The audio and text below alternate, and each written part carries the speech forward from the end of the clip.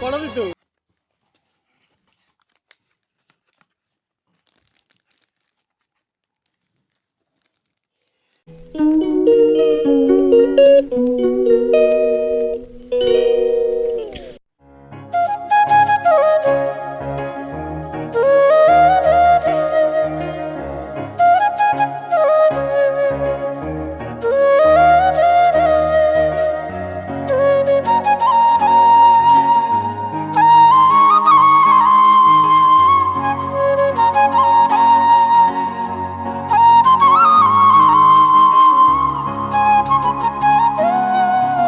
Good morning everyone, সবাই কেমন আছো?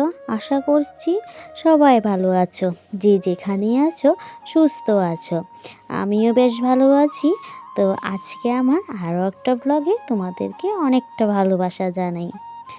তো সকাল থেকে তো আজকের ব্লগটা শুরু করলাম, আর একদম রাত দিয়ে শেষ করব। সকালবেলা ঘুম থেকে কিন্তু কিছুটা আরও আগেই উঠেছিলাম। তো উঠে কি করব, যে পরিমাণ ঠান্ডা আর কুয়াশা, তো তার জন্য একটু শুয়েছিলাম। তো শুয়ে শুয়ে একটু মোবাইল ঘাঁটলাম, তারপর উঠলাম। না, এবার তো উঠতেই হবে, উঠে অন্যান্য কাজে লেগে পড়তে হবে। তো যেমন কথা তেমন কাজ। তো সকালবেলা ঘরটা ঝাড়ু দিয়ে বাসি দৌড়ে জল দিয়ে দিলাম। জল দিয়ে তারপর উঠোনে গোবর দিলাম, তারপর ঝাড়ু দিতে চলে এলাম। ঘড়ির কাঁটায় তখন ঠিক 7টা বাজে।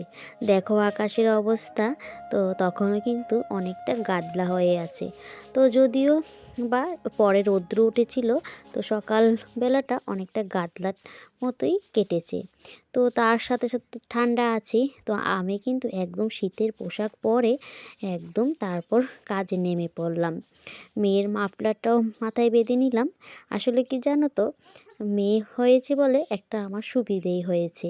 এই যে মেয়ের মাফলারটাও আমার হয়ে গেল, আর আমার সাজুগুজু জিনিস দিয়ে কিন্তু মেয়েকেও সাজাতে পারি। তো একটা কাজে কিন্তু একটা জিনিস দিয়ে আমাদের দুইজনের হয়ে যায়।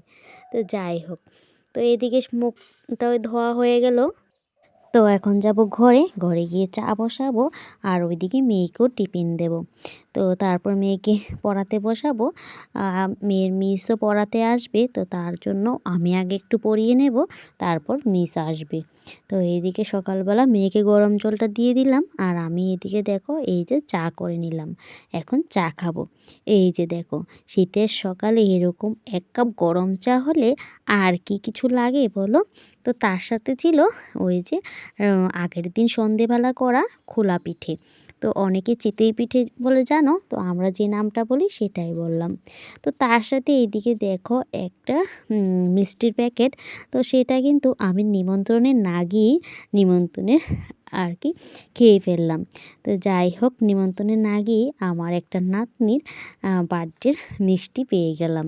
তো যদি বাড়িতে বসেই পাওয়া যায় তাহলে কি আর নিমন্ত্রণে যেতে হয়? না না, একটু মজা করলাম। তো যাই হোক, এদিকে মা মেয়ে মিলে কিন্তু এই যে আমরা টিফিনটা করে নিচ্ছি। তো আমার সকল বন্ধুদের কাছে আমার একটাই আবেদন, যে তোমরা কে কোন জায়গা থেকে আমার ভিডিও দেখছো অবশ্যই কমেন্টে জানিও।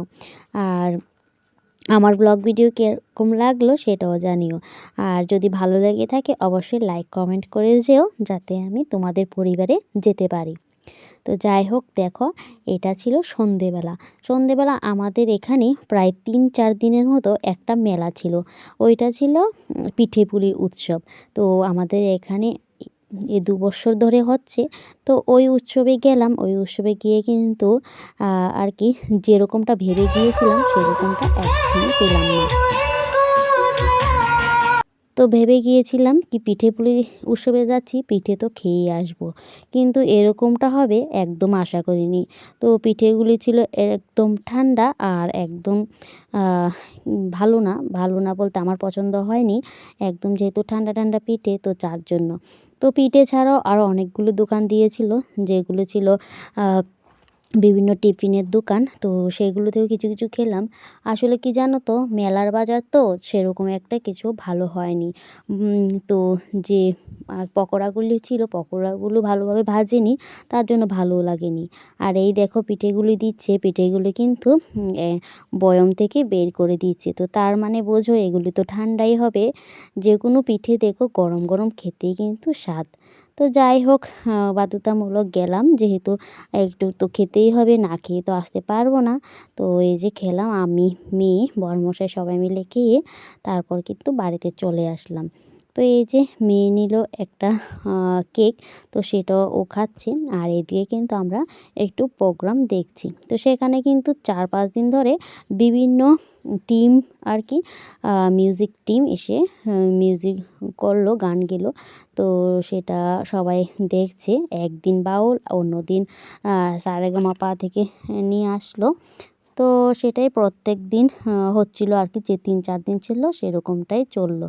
তো যাই হোক, আমরা একটু ঘোরাফেরা করে তারপর আসলো এই যে আমার বাড়ির ননদ আর জায়েরা আসলো। তো তাদের সাথে সময় কাটিয়ে চলে আসলাম বাড়ি। তো এই যে আসার সময় আরও একটা দারুণ গান দিল। তো সেটা একটু দাঁড়িয়ে দাঁড়িয়ে দেখলাম আর তোমাদের সাথে একটু শেয়ার করলাম। মিউজিকটা দিলাম না, জানোই তো কেন দিলাম না। তো আজকের মতো এতটুকু থাকলো, টাটা।